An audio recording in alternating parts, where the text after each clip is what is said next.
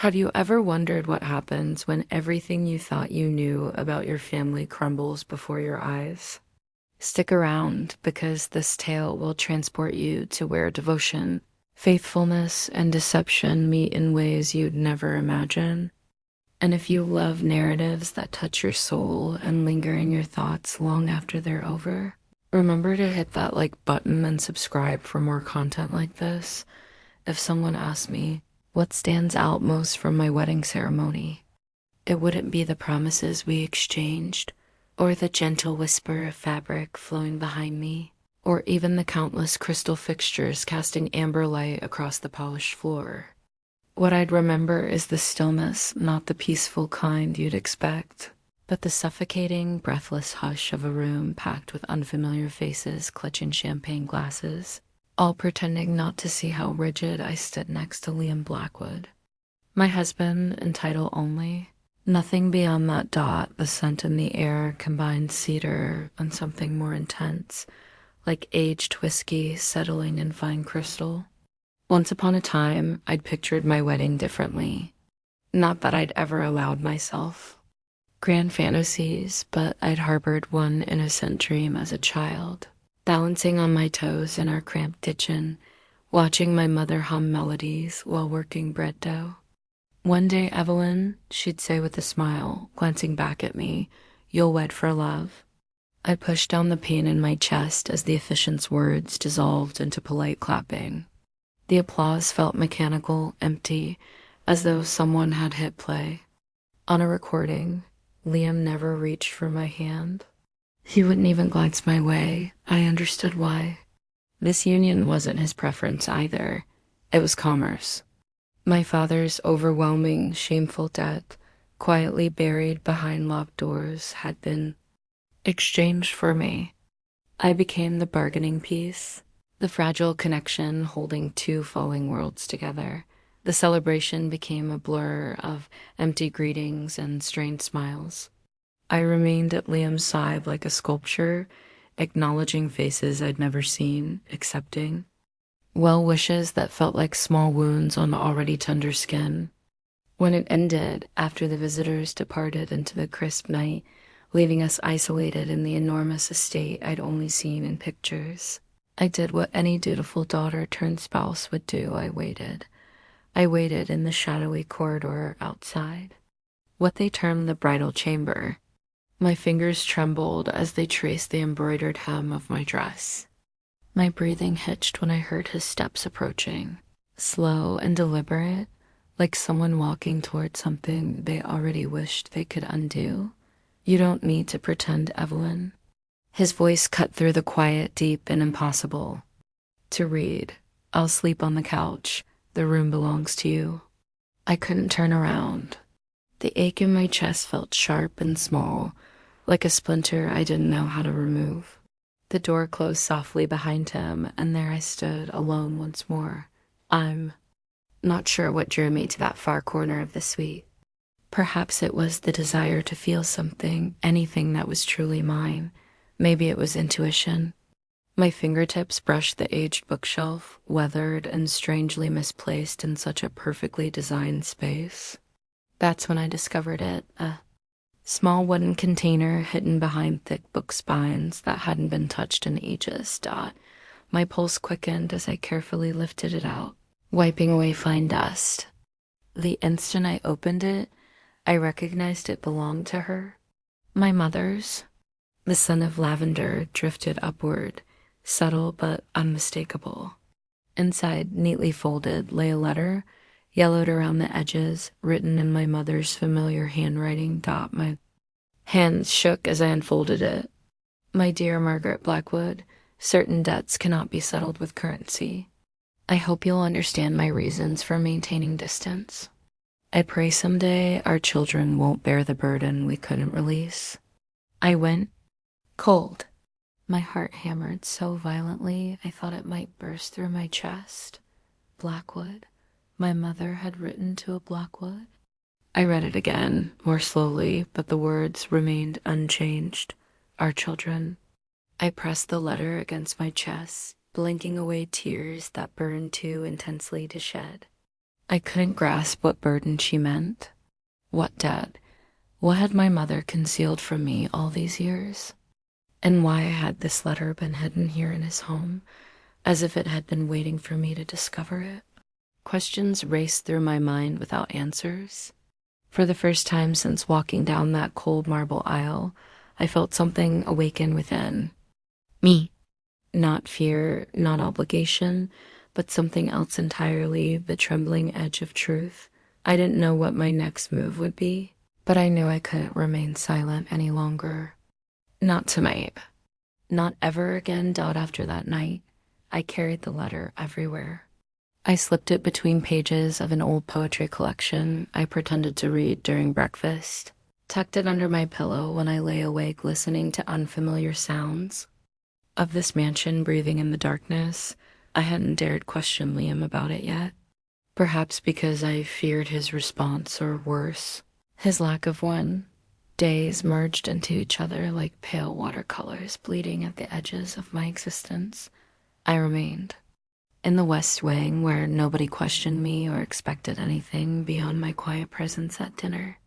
Liam barely spoke to me, and when he did, his tone stayed polite but distant, as if we were strangers sharing only a surname. He never returned to the bridal suite, never crossed its threshold. I found myself anticipating the footsteps I once dreaded, but they never came. His days were spent locked in his office, buried in telephone conversations and hushed meetings with people I never encountered. At night, I heard the creak of leather furniture in the library where he slept instead of beside me. It should have brought relief. Yet somehow at DIDN single quotes T. One morning, following another silent breakfast, I wandered into the kitchen, hoping to lose myself in some trivial task, anything to make this house feel less like a museum of someone else's life. I ran my fingers along the polished counter's edge, remembering the chipped wooden one from home, the aroma of fresh-baked bread, my mother's gentle humming filling the air like sunshine. I could almost hear her again. Someday, Evelyn, you'll understand what it means to be chosen, not bartered. The ache in my chest intensified. That evening, as I made my way back to the bridal suite, I noticed something resting on the windowsill, a small, delicate porcelain cup with steam curling from the tea inside. Chamomile, the kind my mother prepared when I couldn't sleep till my breath caught. I glanced down the hallway, no one there, no sounds, no movement. I wrapped my hands around the cup, its warmth seeping into my palms, grounding me to something real. For the first time in days, I didn't know how it appeared there, but somehow I understood. After that, I began noticing more. The way corridor lights outside my suite were always dimmed, just enough to prevent stumbling when I returned late. How the sitting room fire never died until after I'd gone upstairs. How my favorite book, one I'd kept in the shop back home, appeared on the library shelf as if someone had searched specifically for it. I wanted to believe these gestures meant something, but whenever I dared hope, Liam would appear stoic, unreadable, reminding me that hope was dangerous in a house like this. One evening, lingering near the library entrance, I heard his voice low, sharp. He was on the phone. Double quotes, no, I told you I won't authorize it. A pause, because Carter's bookshop stays exactly where it is. End of discussion. I pressed against the wall, my heart racing. Nobody had mentioned the shop since the wedding. I'd assumed it was gone, sold, or shuttered to cover my father's debts, but it wasn't. Liam had kept it operating without telling me, without seeking gratitude. I swallowed hard, gripping my sleeve. Why? Why would a man who barely acknowledged me protect something I cherish without expecting recognition? I wanted to enter the room, to confront the silent barrier he'd constructed between us, but my feet wouldn't move. I remained there until the conversation ended, until the library light switched off and Liam passed me without a word, not noticing how my hands trembled. That night, I sat by the window with the letter in my lap, staring at the empty garden below. I traced the ink with my fingers repeatedly, searching for something, anything that could explain why Liam Blackwood, the man I'd married out of duty, would care enough to leave tea by my door or preserve the one place that still felt like home. I considered asking him directly, but the words tangled in my throat like thorns. Instead, I did what I knew best. I folded the letter carefully, placed it back in its container, and slid it under the bed. Not because I was ready to forget, but because deep down, I knew whatever truth lay hidden between us, I wasn't strong enough to face it yet that it began with a phone call I shouldn't have overheard. I hadn't intended to eavesdrop. I'd only come downstairs that morning, hoping fresh air on the terrace might clear my head. The house felt more confining each day, its quiet halls closing around me like a tightened corset. I yearned for something simple, sunlight on my skin, the smell of fresh bread, the sound of my mother humming in the kitchen. But as I passed the library door, I heard my father's voice sharp, hushed, and desperate. No, she doesn't know. Pause. She can never know. I froze, my fingers curling around the doorframe. I told you I handled it. That family owes us nothing now. Do you understand me? Nothing. The blood drained from my face. I recognized that tone I'd heard it my entire life. The voice my father used when hiding something, when trying to bury a truth too ugly to face. I stepped back, careful not to make noise, but the floor creaked softly. My father's voice stopped abruptly. Who's there? I tried to leave, but the door swung open behind me. Double quotes, Evelyn. I stood frozen as my father appeared, his face pale, his eyes wide with something resembling fear. What are you doing here? He asked, forcing a smile that didn't reach his eyes. I was just getting some air, I whispered. His gaze flicked to the phone in his hand, then back to me. He closed the distance in 2 long strides, lowering his voice. You didn't hear anything. Do you understand? I swallowed hard. Who were you talking to? He reached for my arm, gripping tighter than necessary. Evelyn let it go, but I couldn't. Not this time. I pulled free, stepping back. What did you do, Dad? His face crumpled momentarily before he straightened again. It's complicated. I'm not a child anymore, I whispered. Tell me the truth. He ran a hand through his graying hair, looking suddenly smaller than I remembered. It was years ago, he said quietly, before you were old enough to understand. Your mother begged me to walk away, but I didn't listen. What did you do?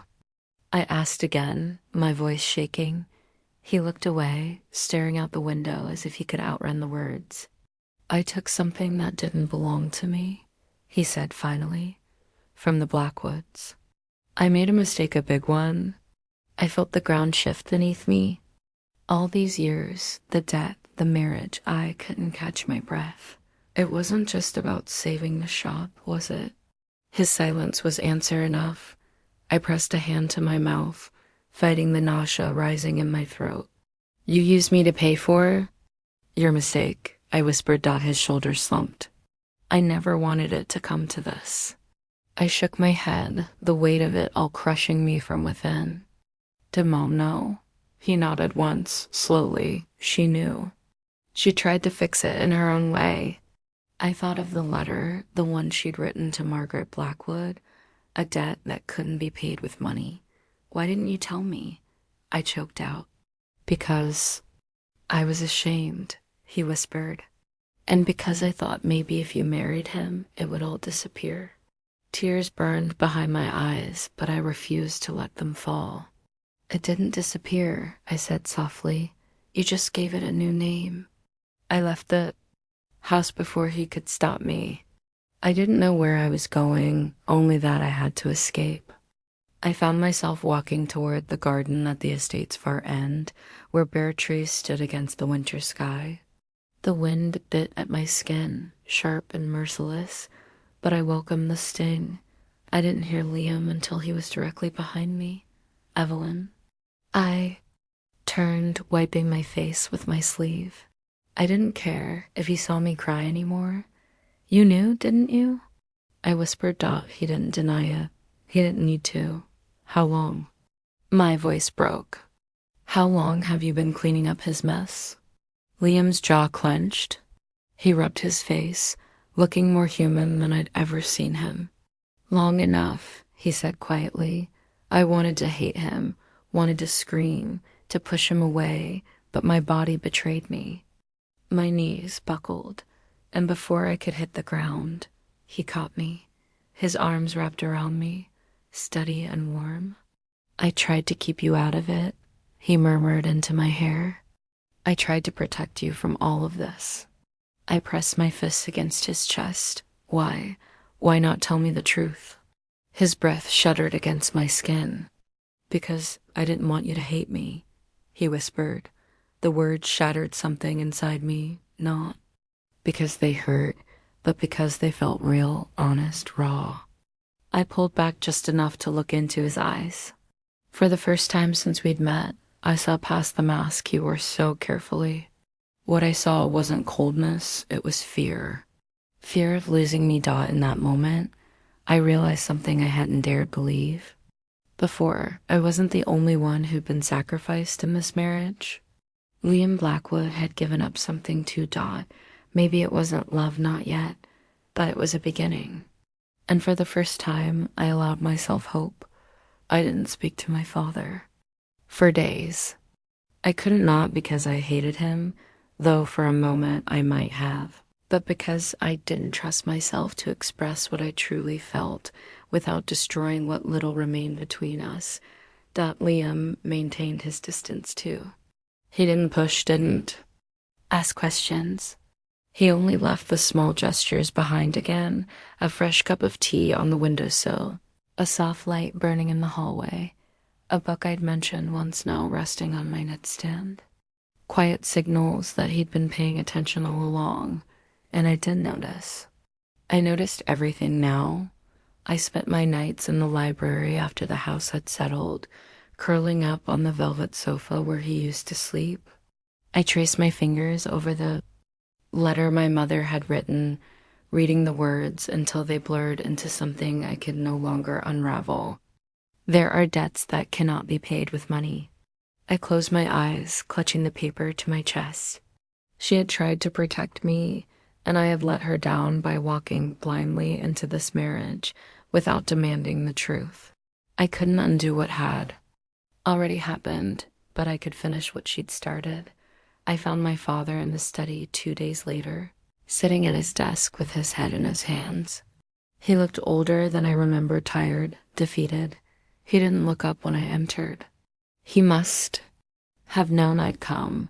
I stood in the doorway, gripping the letter tightly. You need to tell them the truth, I said softly. He flinched as if the words had cut deeper than intended. I can't, he whispered. If I admit what I did, our name will be ruined. Everything your mother and I built gone. I stepped closer, my voice steady. It's already gone, Dad. You gave it away the moment you used me to fix it. His head snapped up, pain flickering in his eyes. You think I don't know that? His voice cracked. You think I haven't hated myself every single day? For what I've done, I swallowed hard. Then make it right. He shook his head slowly, burying his face in his hands again. I'm not strong enough, he choked. I stood there for a long moment, staring at the man I used to believe could fix anything, the man who taught me to tie my shoes and read me stories by lamplight when winter storms knocked out the power. Knew he wasn't going to save us. Not this time, so I turned away and did something I never thought I could do. I went to Liam. I found him on the back terrace, standing alone beneath the pale morning sky. His hands were braced on the stone railing, his head bowed as if something invisible was pressing down on him. I swallowed the fear rising in my throat and stepped closer. Liam, I whispered. He turned slowly, surprise flickering across his face. But he didn't speak. He waited. I held out the letter, my hands trembling. I need your help, I said quietly. His brow furrowed as he took the paper from me. reading the words with something like recognition in his eyes. "Where did you get this?" he asked softly. "My mother left it for me." I think she wanted me to finish what she couldn't. He looked up, his jaw tightening. "And what do you want to do, Evelyn?" I took a shaky breath. "I want you to bring this to your board," I said, my voice steadying with each word. "Tell them the truth about my father, about everything." Liam's eyes darkened. "If I do that, your family's name—" "I know," I interrupted gently, "but I can't let this hang over us anymore." "Not over you, not over me." He stared at me for a long moment, as if seeing me for the first time. Then, without a word, he nodded. Just like that, I felt something shift between us. Not distance, not silence, but understanding. That evening, Liam left for the city.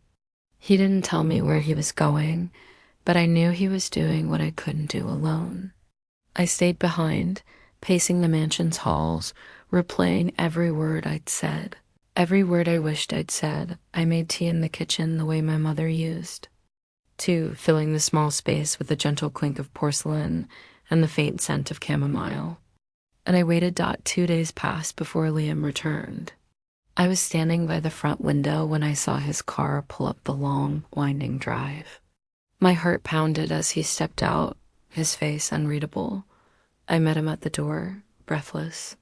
"Well," I whispered. He didn't speak immediately.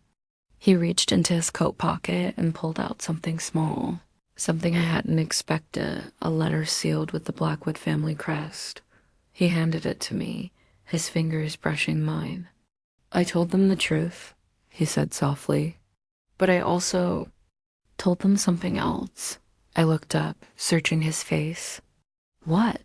"I told them I take full responsibility for the agreement between our families. That the marriage was my decision, not yours, and that if anyone questions your family's name again, they answer to me." Tears filled my eyes, spilling over before I could stop them. "Why?" I whispered. Liam's gaze softened, his voice breaking. "Just enough for me to hear the truth I'd waited so long to hear." "Because I'm not going to let you carry this alone, Evelyn." "Not anymore." It was strange, waking up in this house the next morning and feeling like I could finally breathe again.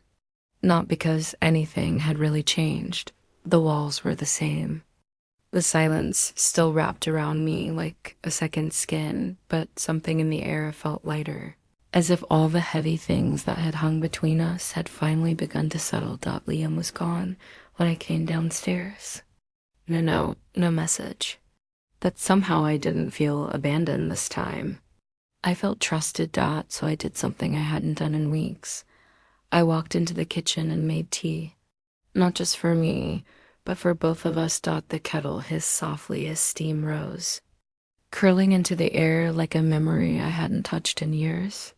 I set 2 cups on the small table by the window, just like my mother used to do when she waited for my father to come home from the shop. Could almost hear her voice again sometimes. "You have to show people where home is, Evie. Sometimes they forget." I sat there for a long time, watching the steam disappear into the morning light. I didn't hear him come in, but when I looked up, Liam was standing in the doorway, his hands shoved deep into his coat pockets like he wasn't sure if he belonged there. I pushed the second cup toward him, my fingers curling around the porcelain to keep them from shaking. He didn't move at first, but then slowly he crossed the room and lowered himself into the chair across from me. His eyes flicked to the cup, then to my face. "You made this?" he asked quietly, like it was something fragile he didn't know how to hold. I nodded. He reached for the cup, wrapping his hands around it like it was the first warm thing he'd touched in years. He didn't drink right away. He just sat there holding it, breathing like he'd run all the way back from the city. I watched him for a moment, my throat tightening. "Thank you," I whispered. His head lifted, his eyes locking on mine. "For what?" His voice was rough, like he didn't trust what he was hearing. "For standing up for me," I said softly. for protecting my family's name even when you didn't have to. He set the cup down carefully, leaning forward like the weight of those words had knocked the breath out of him. I did have to, he whispered. I just didn't know how to tell you. I swallowed hard, my heart pounding. Tell me now, I whispered. He let out a shaky breath, like he'd been holding it for years. I didn't marry you because I wanted to punish your family, he said quietly. I married you because I didn't know any other way to protect you. And somewhere along the way, I stopped caring about the deal, about the name, about all of it. He looked down at his hands, shaking his head. All I could think about was you sitting alone in this house, looking at me like I was the enemy. His voice cracked, and knowing I deserved every bit of it. I felt the tears rising again, hot and sharp. I hated you, I whispered.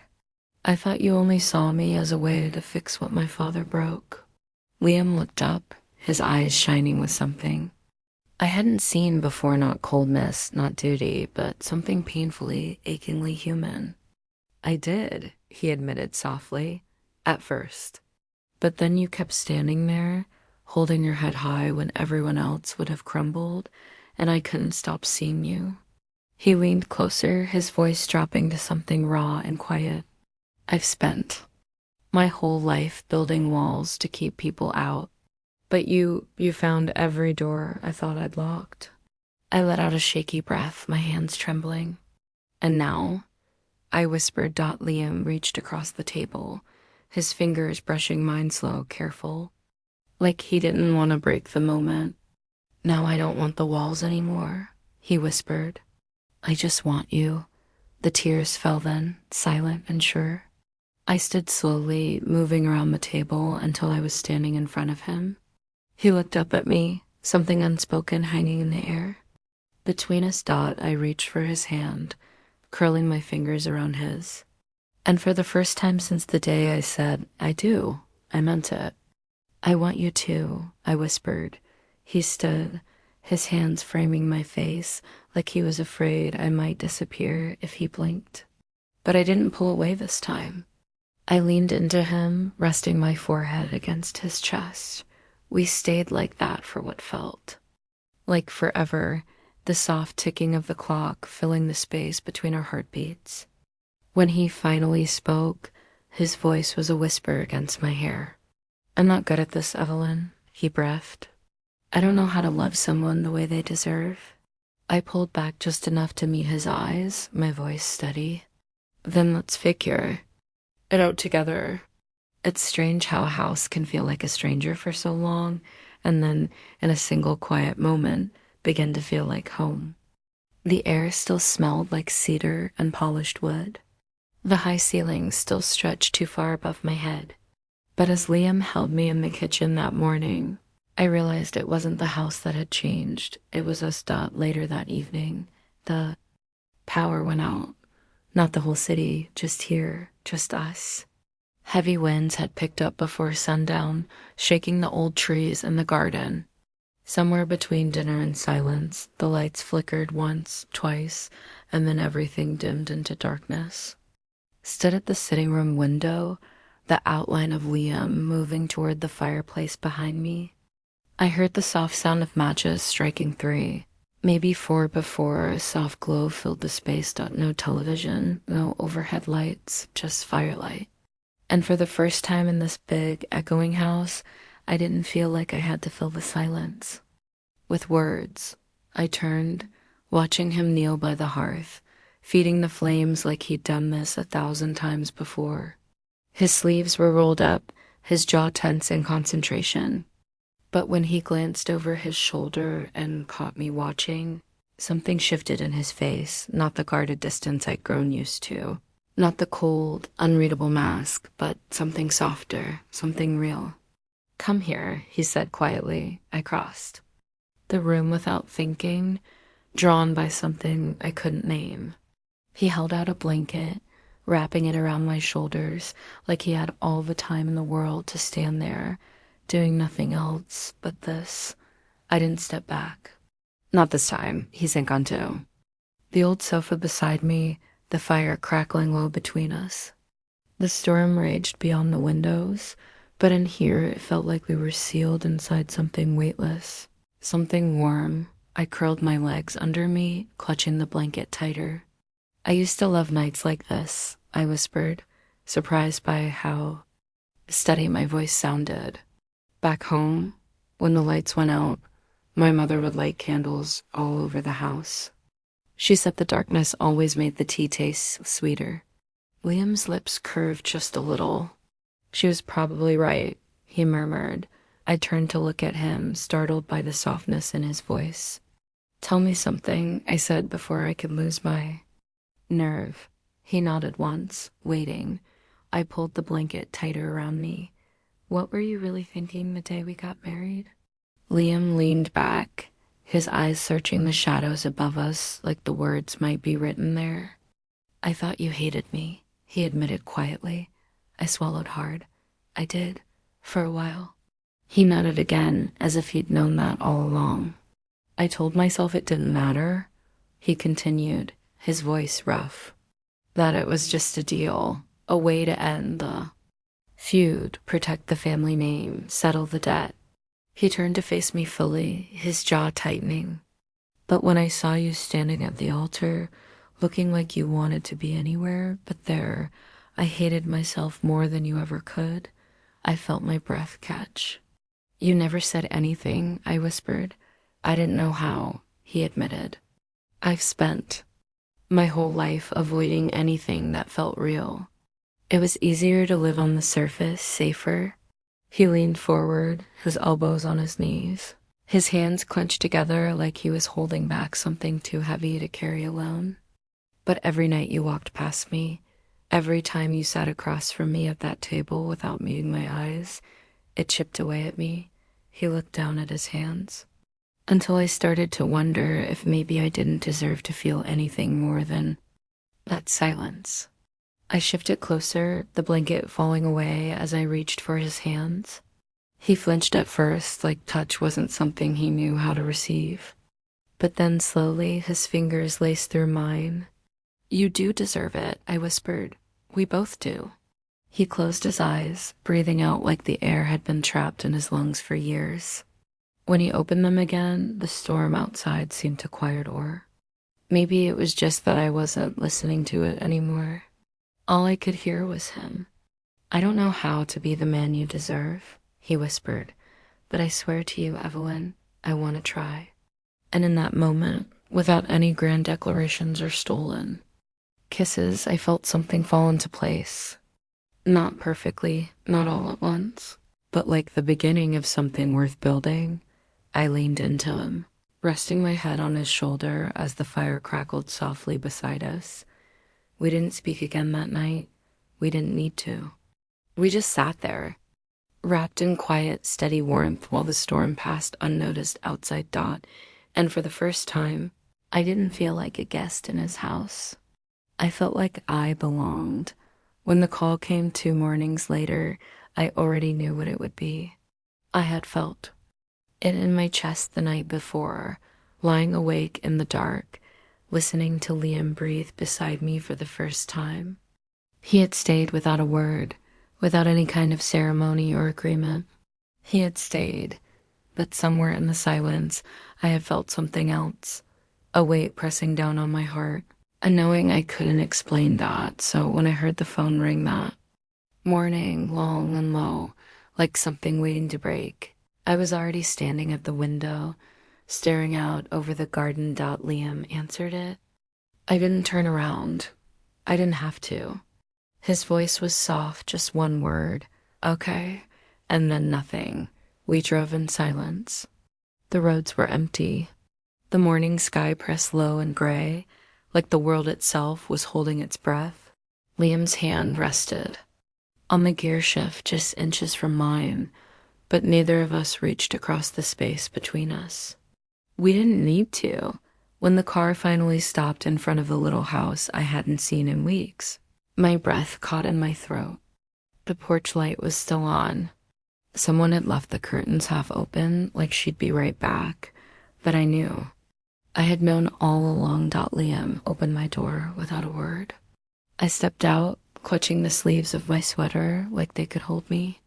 Together, the house felt smaller now, quieter, like it had already started to let go of the life it once held.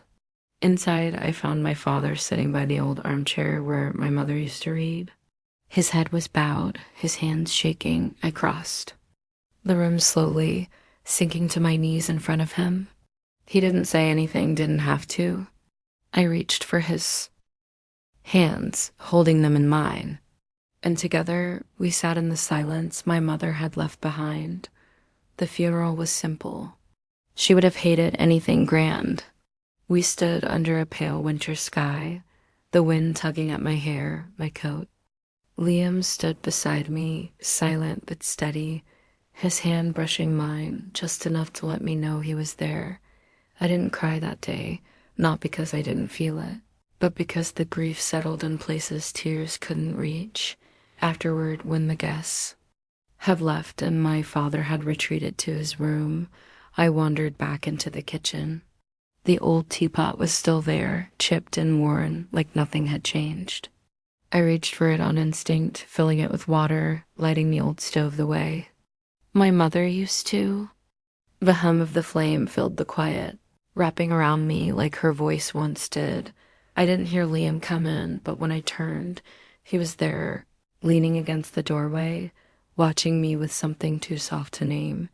I poured 2 cups without a word, setting them on the little table by the window. I sank into the old wooden chair, wrapping my hands around the porcelain. Liam sat across from me, the silence stretching wide and full between us. I reached for the small wooden box I had brought from the mansion, setting it on the table. Liam's breath caught softly as I opened it again, pulling out the letter my mother had written all those years ago. I read it aloud this time, slowly, letting every word fill the space between us. There are debts that cannot be paid with money. I hope you understand why I kept my distance. I pray one day our children will not carry the weight we failed to set down. When I finished, I folded the letter carefully, tucking it back inside. She wanted peace, I whispered. Liam nodded slowly. I think she believed we'd find it together. I looked up, searching his face for the man I had once feared. I didn't see him anymore. All I saw was the man who had stayed, who had carried more than his share, who had never asked me to carry it alone. I don't want this house to feel empty, I whispered. Liam reached across the table, his fingers brushing mine. Then let's fill it again, he murmured. That night, we lit every candle in the house, not because we needed the light, but because I wanted to remember what it felt like to fill this space with something warm again.